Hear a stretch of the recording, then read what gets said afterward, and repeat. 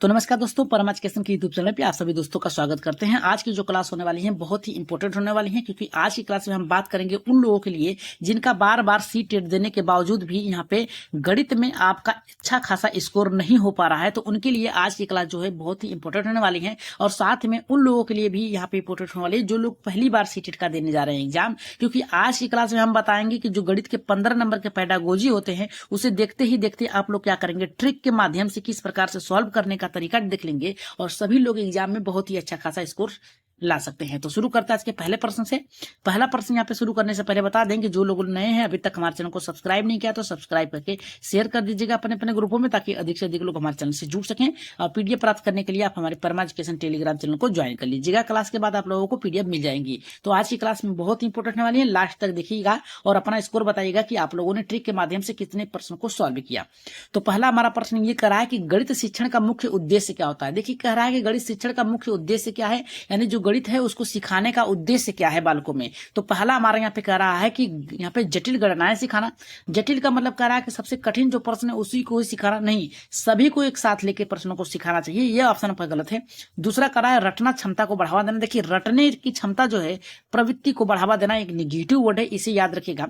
तीसरा कह रहा है कि तार्किक एवं विश्लेषण। तार्किक का मतलब होता है चिंतन करना, विश्लेषण का मतलब होता है प्रश्नों को छोटे छोटे टुकड़ों में बांटकर सॉल्व करना, और चिंतन विकसित करने के लिए सबसे अच्छा तरीका होगा। तो राइट आंसर जो जाएगा आपका यहाँ पे पहले का तीसरा होगा। और गणना करने की गति, गणना करने की गति को नहीं, उसके विचारक को यहाँ पे विकसित करना है। तो राइट आंसर यहाँ पे तीसरे के साथ जाएगा आपका पहला ऑप्शन। आगे बढ़ते हैं यहाँ पे दूसरे प्रश्न पे। दूसरा प्रश्न हमारे यहाँ पे देखिए क्या कह रहा है कि समझ आधारित शिक्षण में शिक्षक की भूमिका क्या होती है। मतलब कह रहा है कि जो बालक को आप सिखा रहे हैं, जो भी समझ है, जो भी चिंतन है, उसमें सिखाने में शिक्षक की भूमिका क्या होती है। तो पहला कह रहा है कि व्याख्याता के रूप में। व्याख्याता के रूप में है, केवल प्रवचन देने की बात कर रहा है, तो जो कि आपका ये गलत है। दूसरा कह रहा है कि अनुशासक। अनुशासन का मतलब ये होता है नियम बताने की बात कर रहा है, लेकिन यहाँ पे समझ आधारित कर रहा है कि जिसमें बालक समझ सके।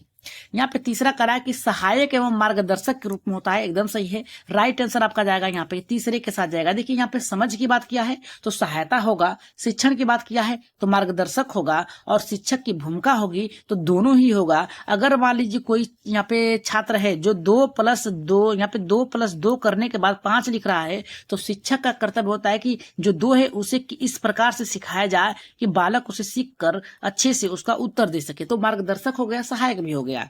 तो राइट आंसर यहाँ पे तीसरे के साथ जाएगा। आगे बढ़ते हैं यहाँ पे दूसरे प्रश्न पे। अगर क्लास बेहतर लग रही हो तो सब्सक्राइब जरूर करिएगा, और साथ में क्या करिएगा, अगर आपकी कोई भी डाउट हो तो कमेंट बॉक्स में अपना राय दीजिएगा, उसे हम सॉल्व कर यहाँ पे करने का प्रयास करेंगे। तो तीसरा यहाँ पे कह रहा है, हमारा यहाँ पे तीसरा प्रश्न बहुत ही बेहतर है। कह रहा है कि जब बच्चे गलतियां करते हैं तो शिक्षक को क्या करना चाहिए। जब भी गलतियां करते हैं बालक, तो इतना याद रखेगा अपने मस्तिष्क में कि वो क्या करते हैं, नई चीजों को सीख रहे हैं या फिर निर्माण करना सीख रहे हैं। तो पहला कह रहा है कि डांटना, ये गलत है।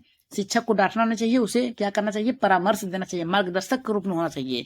दूसरा करा कि अनदेखा करना नहीं होता, उनकी गलतियों को दूर करने का प्रयास करना चाहिए। राइट आंसर जाएगा आपका तीसरे के साथ जाएगा। उन्हें सुधार करके अवसर देने का प्रयास करने चाहिए। जैसे कह सकते हैं कि 2+2 करिए तो 4 होगा, न कि 2+2 होगा 3।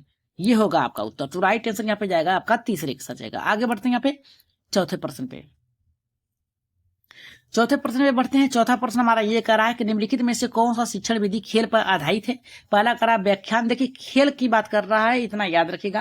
अगर खेल की बात कर रहा है तो व्याख्यान नहीं होगा, परियोजना की बात कर रहा है तो नहीं होगा, भूमिका निर्वाह की बात कर रहा है नहीं होगा, तो गणितीय खेल विधि होगा। अगर खेल से बात किया है तो आप खेल ढूंढ लीजिएगा ऑप्शन में, उसी से आपका उत्तर सही हो जाएगा। तो राइट आंसर यहाँ पे जाएगा आपका चौथे के साथ जाएगा। आगे बढ़ते हैं यहाँ पे पांचवें प्रश्न पे।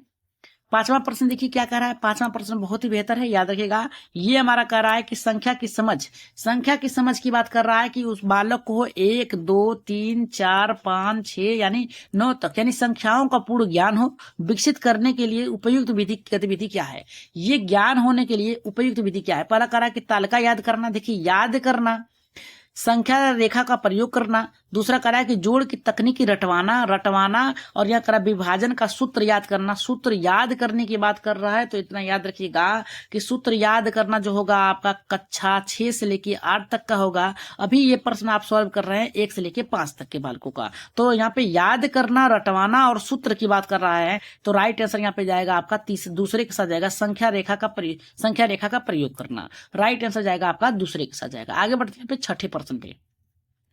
देखिए कोई भी डाउट हो तो आप लोग कमेंट बॉक्स में छोड़ दीजिएगा, पिन करके हम पिन करके छोड़ दीजिएगा, वहां पे हम देख लेंगे और उसको दूर करने का प्रयास किया जाएगा और सुधार करने का प्रयास भी किया जाएगा। यहाँ पे कह रहा है हमारा पे छठा प्रश्न कर रहा है कि अनुमान और परिकल्पना। अनुमान का मतलब होता है कि एक सही दिशा में आगे बढ़ने के लिए, परिकल्पना का मतलब होता है कि किस प्रकार से चिंतन करना है, को किस कौशल से जोड़ा जाना चाहिए। तो यहाँ पे पहला करा है स्मरण से, दूसरा विश्लेषण से, तीसरा उच्च क्रम चिंतन से, चौथा करा है कि अनुकरण से। तो इतना याद रखिएगा, जब भी अनुकरण करना आए, स्मरण करना आए, ये दोनों जो है आपके रटने से है, रटने से प्रवृत्ति से। लेकिन विश्लेषण करना और क्रम की उच्च क्रम की यहाँ पे चिंतन करना, तो अगर आप कक्षा 1 से लेकर 5 तक के प्रश्न को सॉल्व कर रहे हैं तो इतना याद रखिएगा, आपकी जो जाएगा यहाँ पे चिंतन के साथ जाएगा। और यहाँ पे विश्लेषण करना जो होगा आपके 1 से लेके 6 से लेके 8 तक के बालकों को होगा, लेकिन उच्च क्रम के चिंतन करना पहले से विकसित करना होता है। राइट आंसर जाएगा आपका तीसरे के साथ जाएगा। आगे बढ़ते हैं यहाँ पे 7वें प्रश्न पे। 7वां प्रश्न देखिए बहुत ही बेहतर है, इसका आंसर आप लोग कमेंट बॉक्स में बताइएगा। कह रहा है कि बच्चों में गणितीय जिज्ञासा को बढ़ाने का सबसे उच्चम तरीका कौन सा होता है। पहला कह रहा है कि हमारा यहाँ पे उत्तम या फिर सर्वोच्चम कह सकते हैं, सर्वोत्तम की परीक्षा की तैयारी करवाना, दूसरा रोचक प्रश्न और गतिविधियां करवाना, तीसरा कह रहा है कि अधिक गृह कार्य देना, चौथा कह रहा है कि गणितीय सूत्र याद करना। तो याद करना तो आपका गलत होगा बच्चा, आपका तीनों में से आपको बताना, एक सही होगा, 2 सही होगा, 3 सही होगा। इसको आप लोग कमेंट बॉक्स में बताइएगा कि इसका आंसर क्या होगा और देखते हैं कितने लोगों का इसका आंसर आता है। आगे बढ़ रहे हैं यहाँ पे 8वें प्रश्न पे। 8वां प्रश्न देखिए हमारा क्या कह रहा है कि CCE का मुख्य उद्देश्य क्या है। पहला कह रहा है कि बच्चों को पास कराना, दूसरा केवल अंक, देखिए केवल शब्द दिया है तो काटते चलिएगा प्रश्न को पढ़ते समय।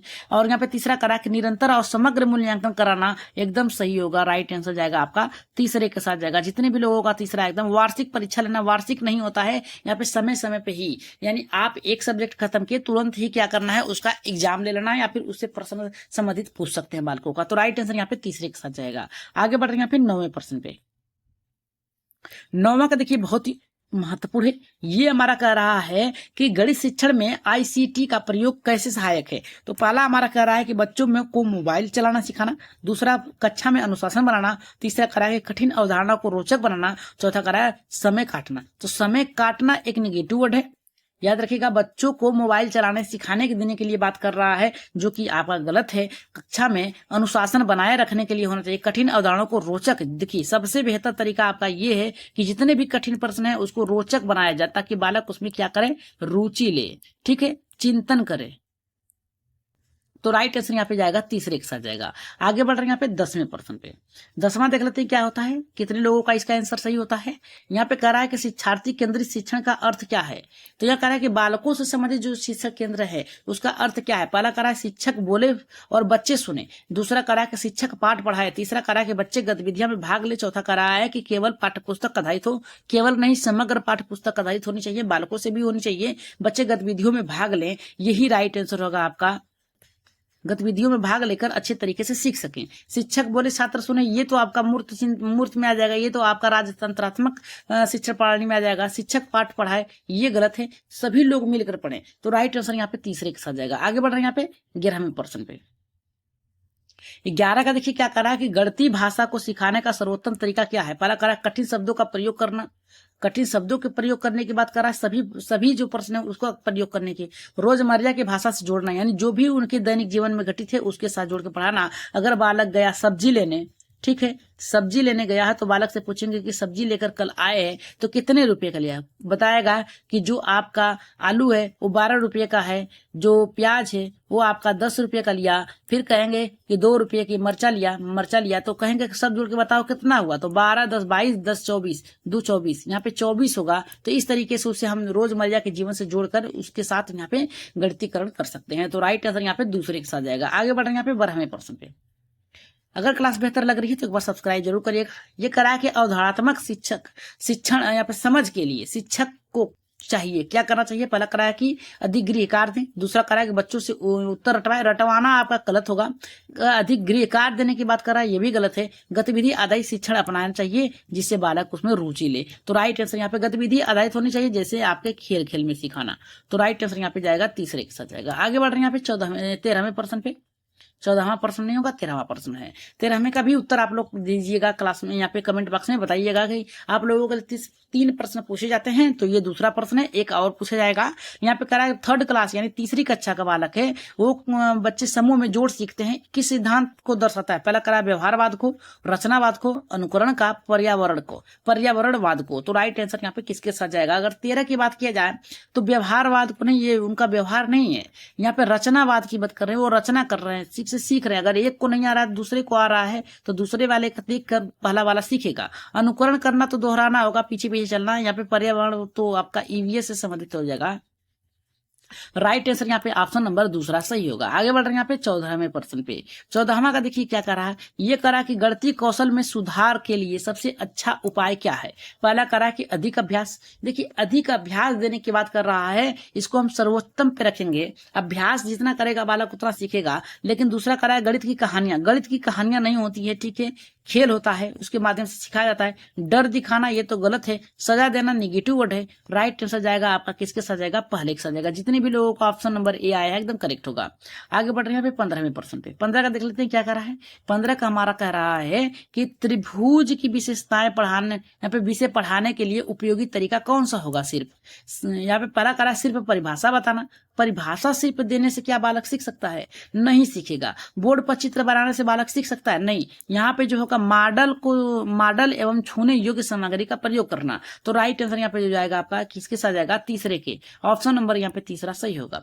16वें प्रश्न पे आगे बढ़ते हैं। 16वां देख लेते हैं क्या कर रहा है। 16 का हमारा ये कह रहा है कि विविध, यहाँ पे देखिए विविध छात्रों को अलग अलग सिखाने की गति पहचानने के लिए कौन सी रणनीति उपयुक्त होगी? पहला करा आसान पाठ्यक्रम। देखिए आसान पाठ्यक्रम नहीं, सभी को एक साथ लेके चलना है। समान मूल्यांकन का मतलब होता है सभी बालकों का अंकन करना, मूल्यों का अंकन करना। और यहाँ करा कि विभेदित शिक्षण का प्रयोग करना। विभेदित शिक्षण का प्रयोग करने की बात कर रहा है, अलग अलग तरीकों की बात कर रहा है। राइट आंसर यहाँ पे ऑप्शन नंबर यहाँ पे तीसरे के साथ जाएगा। 17वें प्रश्न पे अगर आगे हम बढ़े हैं तो 17वां हमारा ये कह रहा है कि एक अच्छा गणित शिक्षक हमेशा क्या करता है? तो पहला करा कि केवल टॉपिक्स कवर करवाना। देखिए केवल शब्द दिया है, कवर कराने की बात कर रहा है तो गलत होगा। बच्चों की गलतियों से झल्लाता है नहीं, उसको क्या करना चाहिए? उसके साथ उसकी गलतियों को सिखाकर अवसर देना चाहिए ताकि वो बालक और सीखे। बच्चों की सोच को बढ़ावा देना एकदम सही है। ये राइट आंसर जाएगा आपका यहाँ पे तीसरे के साथ जाएगा। करा कि केवल पुस्तक पढ़ावा देना गलत है। राइट आंसर यहाँ पे जितने भी लोगों का तीसरा एकदम सही होगा। 18वें प्रश्न पे अगर हम बात करें तो 18 का प्रश्न करा कि गणित में अनुपात सिखाने का सर्वोत्तम उदाहरण क्या है? तो ये सभी लोगों को पता है, गणित में अनुपात सिखाने का सर्वोत्तम तरीका जो होता है आपका रसोई में सामग्री, याद रखिएगा कौन सा है यहाँ पे, रसोई में सामग्री मापना। ये आपका क्या होगा? अनुपात यहाँ पे सबसे बेहतर तरीका होगा। यहाँ पे आगे बढ़ते हैं यहाँ पे 19वें प्रश्न पे। ये जो 19वां प्रश्न है बहुत ही बेहतर है। ये करा है कि गणित में त्रुटि विश्लेषण का अर्थ क्या होता है? गलतियां निकालना। गलतियां निकालने की बात कर रहा है, नहीं। बच्चों के दोष ठहराना, नहीं, दोष नहीं ठहरा सकते हैं। यहाँ पे बच्चों की गलतियों को समझकर सुधार करने का प्रयास करना चाहिए। राइट आंसर यहाँ पे तीसरे के साथ जाएगा। आज की क्लास का लास्ट प्रश्न है जिसे आप लोगों का इसका आंसर आप लोगों को कमेंट बॉक्स में देना है। तो ये करा कि गणितीय चिंतन को बढ़ावा देने के लिए आवश्यक है, पहला करा कि अधिक अंक देना, परीक्षा में कठिन प्रश्न देना, बच्चों से सोचने योग्य प्रश्न पूछना, किताब से भाषा बताना। तो इसका आंसर आप लोग कहाँ देंगे? इसका आंसर आप लोग कमेंट बॉक्स में दीजिएगा और बताइएगा कि 20 में से आज आप लोगों ने 3 प्रश्न जो है उसको छोड़कर आप लोगों ने यहाँ पे 17 में से कितने प्रश्न सही किए हैं। और बताइएगा कि आज की क्लास कैसी लगी। अगर आपका कोई भी डाउट हो तो आप कमेंट बॉक्स में अपना राय मत सुझाव जरूर दीजिएगा, उसे दूर करने का प्रयास किया जाएगा। तो आज के लिए इतना ही, धन्यवाद। जाते जाते चैनल को सब्सक्राइब शेयर जरूर करिएगा और साथ में लाइक करिएगा और PDF प्राप्त करने के लिए टेलीग्राम चैनल को ज्वाइन कर लीजिएगा।